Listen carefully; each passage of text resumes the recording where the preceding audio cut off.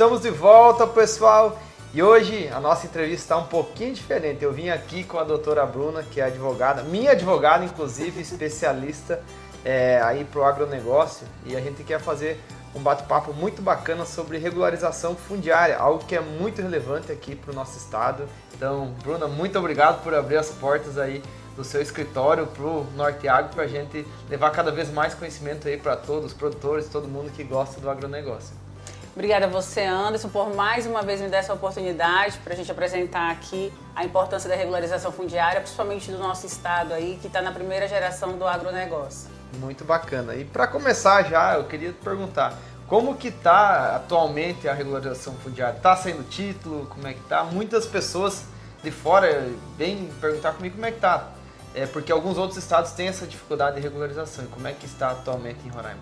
O nosso estado ele deu uma evoluída assim, muito legal em relação à regularização fundiária por conta da própria legislação, né, que ela foi moldada para poder atender às necessidades do nosso estado. Então hoje os títulos definitivos estão fluindo normalmente, né, com um processo de regularização fundiária, mas nós sabemos que quando você vai dar entrada, início, você tem que acompanhar o processo para você poder obter, né, esse documento. E, por exemplo, eu igual já comprei uma área, né, igual você me atende, é advogado, mim também de vários outros colegas e produtores. O que é o primeiro passo, né, que você orienta quando alguém vai buscar uma área? Vamos pensar assim, alguém que está chegando e o que tem que olhar para essa área, que documentos precisa analisar, quais são os passos para quem quer adquirir uma área? O primeiro passo, eu sempre brinco, vai ver essa área pessoalmente. Vai dar uma andada, levanta um drone, vamos ver se realmente é pacífica a ocupação, né? Entender o que tem nessa área. Porque, assim, mais do que o documento, a importância hoje que tem pra gente é como a posse se deu e como ela está consolidada. A parte documental é importante? Mas nós somos um estado novo, um estado que teoricamente não tem os mesmos documentos que outros estados têm, e a maioria das pessoas confunde muito a posse com a propriedade. Então, assim, analisou pessoalmente o imóvel, viu as condições, né? Tem cerca, os vizinhos reconhecem. A gente tem uns pés de planta aqui que precisa de 20 anos para crescer. Vamos para a parte documental. O que eu tenho de documento? Eu já tenho um processo que eu iniciei no INCRA, eu tenho um processo que foi transferido para o Iteraima. Então eu tenho ali uma cadeia possessória robusta que eu consiga identificar alguma coisa. Essa cadeia possessória ela pode ser um compra e venda, né? Uma cessão de direitos.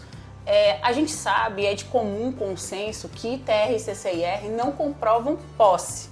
Porém, se você tem um ITR que é aí, vamos supor, de 2006 e desde lá até hoje você vem pagando, apesar de não comprovar a posse, ele pode te ajudar, colaborar, né, com a existência dessa posse. É um documento ali que vem reforçar uma coisa que a gente sabe que já existe.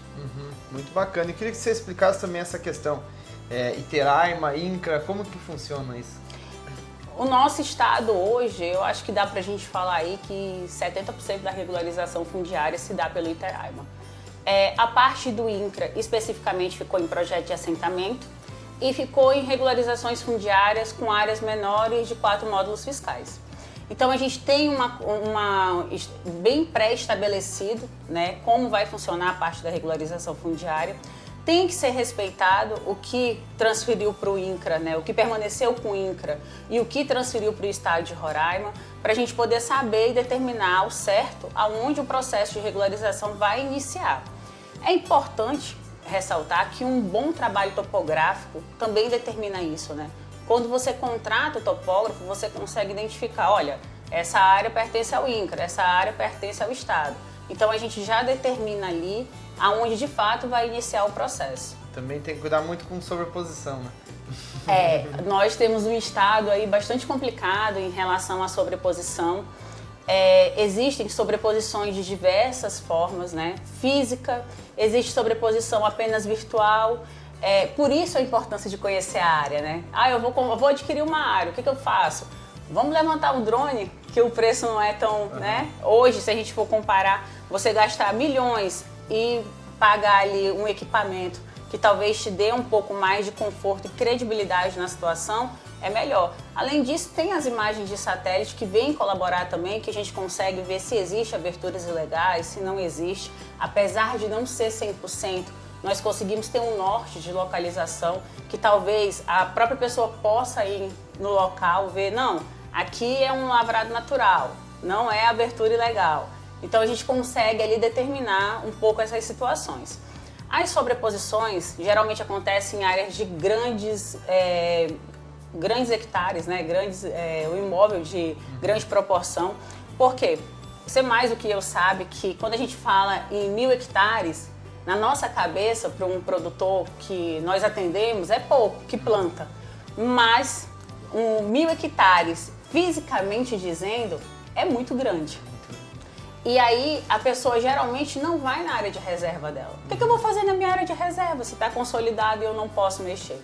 Então, geralmente, as invasões acontecem por ali. Aqui a gente sempre orienta, olha, uma vez no mês, peça lá pro caseiro da fazenda dar uma andada de moto lá atrás, para ver se está tudo certo, está tudo ok. Porque pode sim correr o risco dessa invasão vir por aquele lado, né? Geralmente pela frente, se a pessoa está lá na posse consolidada, muito improvável que aconteça. É isso que eu queria também perguntar para você. Conhecendo várias pessoas fora do estado também, muitas pessoas têm áreas aqui, mas não vêm, né? E o que pode acontecer caso tenha essa invasão? E queria que você comentasse também um pouco mais sobre o uso capião. O que acontece hoje, Anderson? Se eu vou adquirir um imóvel, eu tenho que adquirir já pensando que eu vou gastar. Em que sentido? Eu preciso de um caseiro de confiança para ele estar lá cuidando do meu imóvel. Né? O próprio código, a própria Constituição, ela diz pra gente que a gente tem que cumprir a função social do imóvel. E uma das coisas, além da questão econômica, é a questão da moradia. A nossa lei de terra tem uma previsão que fala sobre você estar na atividade econômica explorando. Então, assim, para eu cumprir a legislação, eu obrigatoriamente tenho que estar ali ocupando aquele imóvel. Aconteceu de estar ocupando o imóvel e ainda assim invadir, nós temos aí a justiça para poder buscar os direitos através das ações possessórias, para poder retomar essa área ou permanecer nela, né? Que sempre depende muito da situação específica. A gente teria que ter aí um caso específico para a gente poder te dizer que tipo de ação poderia ser dada entrada. Mas o Código Civil, ele fala o seguinte: eu posso ter diversos domicílios. Então não impede de eu ter hoje ter um imóvel no estado de Roraima e outro, por exemplo, no Mato Grosso.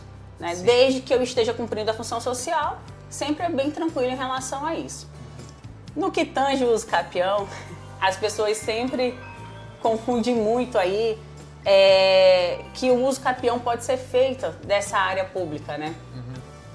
Teoricamente não pode, né? Você tem que passar pelo processo de regularização fundiária. A gente não fala em uso capião hoje de área pública, depende muito. Tem um instituto dentro da uso capião que existe a possibilidade de acontecer isso, mas não é o caso das nossas terras aqui. Então nós obrigatoriamente precisamos fazer a uso capião.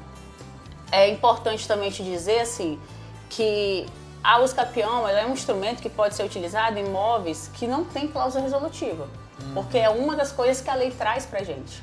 Então assim, por mais que exista um título definitivo, vamos supor INCRA, mas que ele esteja sob cláusula resolutiva, ele não pode ser objeto da ação. Muito bom. Realmente muitos detalhes que realmente tem que estar sempre atento, que são importantes. E o que é a cláusula resolutiva? Até para quem muitas vezes vai comprar uma área e tem nela, por exemplo. A cláusula resolutiva ela veio como uma forma de garantir que o produtor de fato utilize aquele imóvel, né, que ela cumpra. Difere a questão da União e do Estado, porque na União você tem que ali cumprir os 10 anos, né, de exercendo a moradia efetiva e pagar as cláusulas, pagar o valor do título. E quanto no Estado, você, apesar de não ter os 10 anos, você tem que pagar a cláusula e cumprir todas as normas ambientais. Isso quer dizer o quê? Apresentar no final do processo todo o licenciamento ambiental. Tem várias outras coisas constando lá, né? Para poder garantir ao Estado que ela está te dando essa propriedade, mas ele está se resguardando legalmente, para que você cumpra e tenha a possibilidade dele te retomar se você não cumprir. Então, assim, depende do órgão sempre e já é pré-estabelecido legalmente. Na própria legislação você já encontra esse dispositivo. Interessante. Outra pergunta também, Bruna, tem algo para quem vai comprar áreas menores, abaixo de 4 módulos, acima de 4 módulos, tem alguma diferença na regularização ou é semelhante? Geralmente a regularização fundiária é mais rápida, né? Ela se torna aí mais acelerada. Atualmente foi instituída uma portaria junto, por exemplo, ao Iteraima, que você tem que dar as coordenadas das benfeitorias que você tem, justamente para poder proteger o pequeno ali, de não ter a sua área invadida, né? E outra pessoa está tentando regularizar em cima da área dele. Mas é um processo que, teoricamente, é muito mais rápido. A gente fala aí de 3, 4 meses, se você estiver acompanhando, para receber o título definitivo. Muito bom. Bruna, muito obrigado pelas explicações mais uma vez. Hoje, diferente, né? Aquela vez você foi na nossa casa, agora a gente veio aqui na sua casa. Obrigado mesmo. Queria que você deixasse uma palavra para todos que nos assistiram, todos que muitas vezes queiram procurar você, que é especialista no assunto e que vão assistir o nosso programa. Hoje é muito importante a gente falar aí sobre a questão da regularização fundiária. Quando você recebe o título definitivo, é de suma importância que você resista para de fato você ser o dono, de fato você poder proteger a sua posse e exercer todos os direitos sobre ela. Eu acho que essa sempre é aí a questão que a gente quer deixar, né, falar para a pessoa conseguir entender a importância de fazer todo o processo, tanto administrativo, né, quanto junto aos cartórios. Muito bacana. Mais uma vez, Bruna, muito obrigado. Obrigada a vocês. Pessoal, depois dessa entrevista maravilhosa, você se ficou interessado, assistiu o nosso programa, procure a Bruna, que com certeza vai atender você super bem. Eu recomendo, que também é minha advogada. E agora nós vamos para um breve intervalo comercial e daqui a pouquinho estamos de volta.